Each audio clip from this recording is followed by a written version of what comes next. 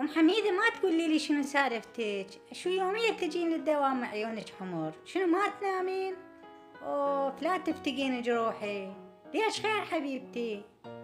صارت تقريبا سنة ما نايمة مثل الأوادم، أبو حميدة شوخرة بشكل مو طبيعي، خلي قطن بذانك، جربته وما فات، يعني الشخيرة هالشكل قوي؟ خلي أحكي لك السالفة باختصار.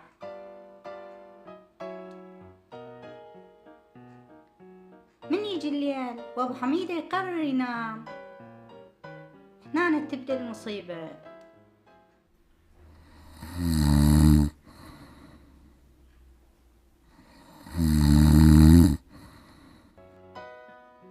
وأنا ظل لازمة واجب للصبح،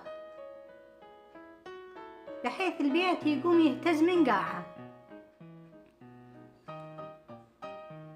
مرة جبت مقياس مال زلازل وقست النتيجة قرالي درجتين، يعني زلزال صغيرون.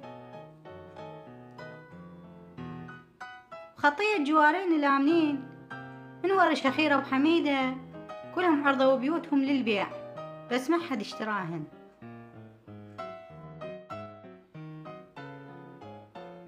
لا عاد الله يعينك على هالمصيبة، الناس تنام على أصوات موسيقى وانت على صوت سونامي يا أبو حميدة. ألف رحمة على والديك، انطيتيني فكرة، سوي لي إجازة زمنية أني رايحة.